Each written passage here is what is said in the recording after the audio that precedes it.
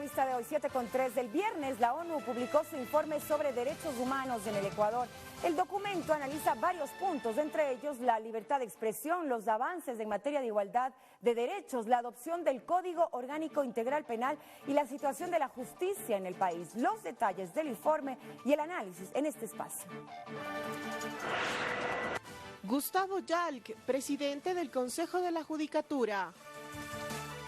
Doctor Yalc, buenos días y bienvenido a este espacio. De 42 puntos que tiene el informe, 19 emite la ONU recomendaciones. Entre ellos y los aspectos positivos a destacar, tiene que ver la igualdad de género, los avances de mayor participación de la mujer en la vida pública, privada del país, leyes como por ejemplo la reparación de víctimas y el propio Código Orgánico Integral Penal de 2014, que en su momento fue seriamente criticado. Marcela, buenos días. Muchas gracias por la invitación. Yo primero quisiera rescatar la importancia que tienen estos foros que organiza Naciones Unidas con el objetivo de seguir profundizando el avance de los derechos humanos a nivel universal. Esto es muy importante porque frente a la información que se pueda proveer, Naciones Unidas emite, por un lado, reconocimientos, recomendaciones o preocupaciones. Esto en virtud de la información que se le pueda proveer al comité. En efecto, como usted bien menciona, hay algunos aspectos muy interesantes en relación al tema de justicia que deben ser subrayados. El Código Orgánico Integral Penal, una legislación moderna que sacó al Ecuador de una legislación del siglo XIX y lo puso en el siglo XXI, que ha permitido tener procedimientos judiciales mucho más efectivos, eficientes, conciliando dos temas muy importantes en materia penal para la lucha contra la impunidad, que es una justicia mucho más ágil, celeridad, pero con certezas, es decir, con debido proceso. Ahora, también hay recomendaciones, doctor, en el ámbito judicial, que es en lo que nos vamos a centrar en esta entrevista, se destaca también como positivo el tema de la infraestructura penitenciaria, los esfuerzos que se han hecho, los esfuerzos por combatir el hacinamiento, pero sin embargo también hay recomendaciones que dicen que no son suficientes y que se debe hacer muchísimo más. Pero entre las preocupaciones, tres concretas que tienen que ver con el ámbito judicial: medidas disciplinarias supuestamente en contra de jueces, también utilizar el sistema judicial para generar sentencias duras, dice el informe, en contra de los opositores al gobierno y críticos del gobierno, y utilizar el sistema también judicial en contra de los propios jueces. Sí. En Ecuador se garantiza la independencia de la justicia, no solamente normativamente en la Constitución ecuatoriana, sino a través de una política institucional que pone en marcha estos principios. Y Ecuador ha hecho todo lo que los expertos en reforma judicial y en sistemas de justicia recomiendan para fortalecer la independencia de la justicia. Esto es, primero, vamos a ver, primero, ¿qué ha hecho el Ecuador y qué tal vez qué información tiene o no el comité? Primero, Ecuador, ¿qué ha hecho? Ha hecho, insisto, todo lo que los expertos en derecho internacional en independencia de la justicia establecen, que haya una carrera sólida que involucre accesos meritocráticos. Ecuador tenía antes 60% de jueces a contrato, sin carrera, temporales, mal remunerados. Hoy el 100% de los jueces ecuatorianos pertenecen a una carrera judicial. Se ha fortalecido la carrera, ingresos meritocráticos, estabilidad, muchas mejores remuneraciones, evaluación de desempeño, que los jueces estén sometidos también a un sistema disciplinario y de evaluación de desempeño, porque sus resoluciones tienen que estar basadas y motivadas en derecho. E igualmente se ha fortalecido la oralidad procesal. Estos son básicamente los 5 aspectos que todos los organismos internacionales y que los expertos en reforma judicial recomiendan y establecen para fortalecer la independencia. Eso se ha hecho en nuestro país. Ahora bien, el comité hace una referencia específica al sistema disciplinario. En primer lugar, Marcela, el comité no dice que hay que eliminar el sistema disciplinario, ni siquiera la figura del error inexcusable, que se ha mencionado que puede ser muy discrecional. No es así. Y en eso estoy completamente de acuerdo además con el comité. Esa figura debe ser aplicada con todo rigor, sin discrecionalidades y sin entrar en el terreno jurisdiccional de los jueces. Pero es duramente así se hace. Doctor. No, Marcela, lo que sucede ahí es el comité dice, nos preocupa, claro, frente a la información que puede haberse proveído. Yo entiendo que la misión ecuatoriana recibió esa pregunta cuando ya estuvo en Ginebra. No fue parte de la información que le solicitaron ni a la Función Judicial ni al Ministerio de Justicia. A nosotros se nos pidió alguna información sobre los avances de reforma judicial, sobre la carrera, etcétera, sobre todos los avances que han convertido al Ecuador en un referente latinoamericano en reforma judicial. No se nos preguntó absolutamente nada sobre el tema disciplinario. Entiendo que esa información fue solicitada ya cuando la misión estaba en Ginebra. A Ecuador se le ha dado un año para que presente información adicional. Así es. No sobre estos temas, sino sobre otros. Sin Pero ustedes embargo, van a presentar claro, también sobre estos. por supuesto, Ecuador tiene toda la posibilidad de disolver cualquier duda que se pudo haber generado en función de alguna información que otros pueden haber proveído. Porque se habla incluso de demasiada frecuencia en el uso de la figura del error inexcusable. Demasiada frecuencia. Bueno, este año han habido 12 jueces sancionados por error inexcusable de un universo de más de 2.000 jueces en el Ecuador.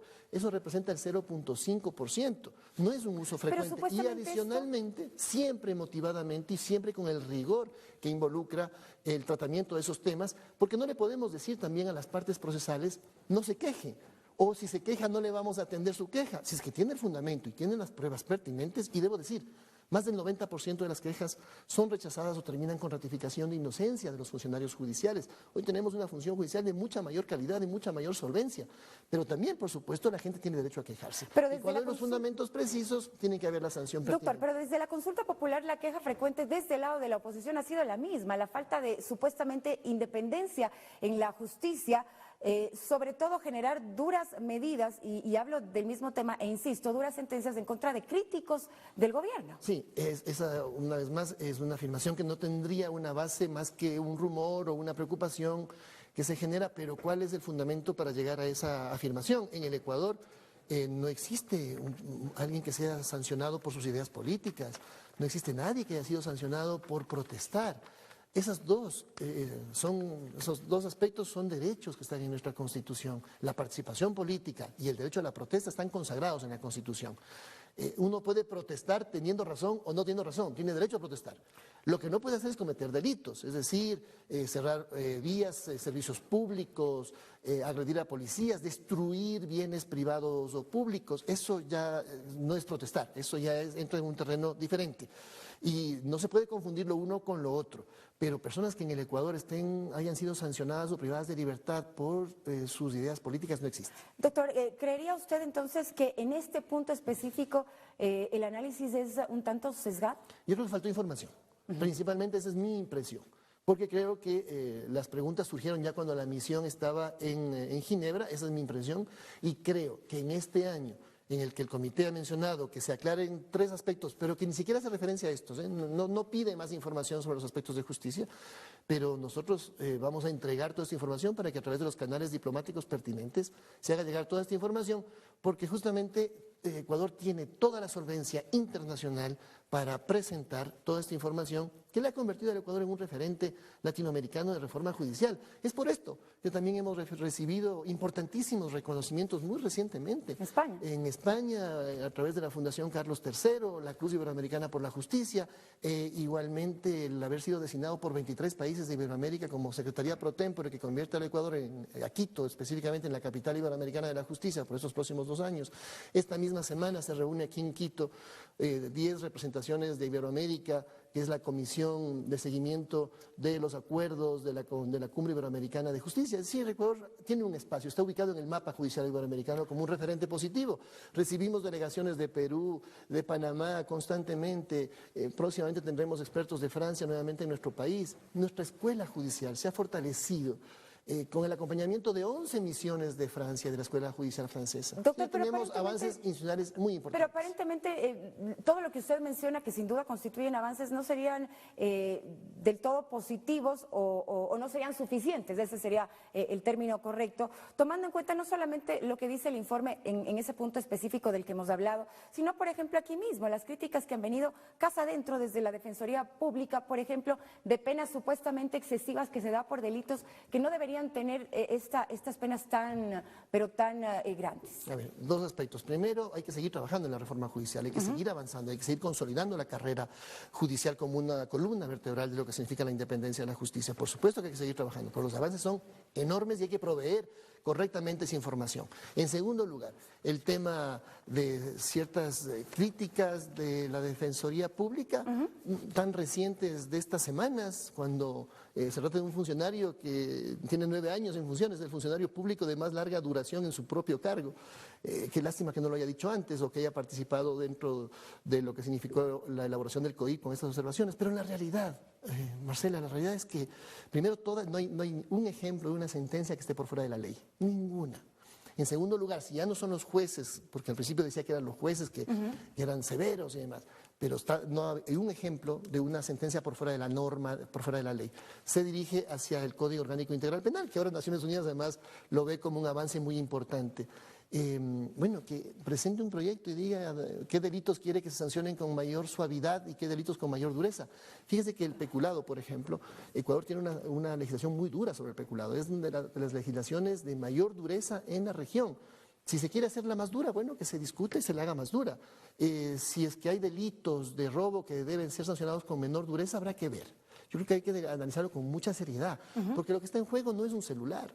Lo que está en juego es la vida de las personas, la integridad de las personas, y eso es lo que parece debía ser que no se lo ve. Doctor Udall, pero si es que entonces no hay un ejemplo que demuestre aquello que se está diciendo por parte del defensor público, ¿quiere decir entonces que son de pronto sentencias o argumentos inventados que tienen otro carácter? Porque incluso se hablaba de que podrían ser, podría tener un sesgo político. ¿Usted creería algo así? A ver, yo creo que el señor defensor público está bastante confundido o tiene algún interés, pero mire, se ha, por ejemplo, reiterado el ejemplo de unas personas que robaron unos frascos de champú.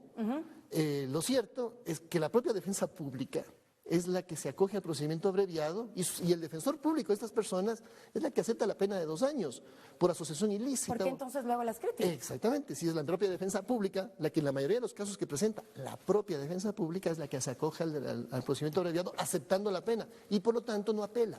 Fíjese, si es que esas sanciones hubieran tenido algún defecto jurisdiccional, para eso está el recurso de apelación.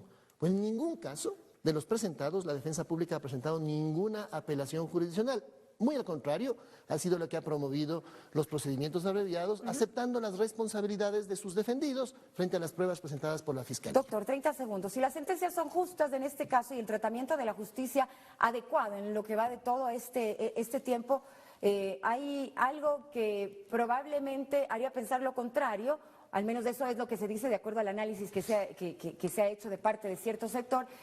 Por ejemplo, en el tema de la deportación de los ciudadanos cubanos, 121 personas deportadas, que para muchos este es el claro ejemplo de que la justicia no funciona bien en el Ecuador, que no fueron deportados sino expulsados, dice. A ver, primero, la justicia ecuatoriana tiene que actuar dentro de los marcos legales vigentes. El Consejo de la Judicatura no es un órgano de consulta y menos aún en procedimientos judiciales, aún en marcha en algunos casos, nos podemos pronunciar sobre aspectos jurisdiccionales. Es justamente parte de la independencia de la justicia. A veces se pide que el Consejo intervenga y se siente que son personas que dicen que hay que defender la independencia de la justicia y sin embargo también por otro lado dicen no, el Consejo debe intervenir. No, el Consejo no va a intervenir en aspectos jurisdiccionales, eso sí, los jueces deben siempre resolver en el marco de la ley. Doctor, gracias por los detalles. Un buen día para usted. Son las 7:16.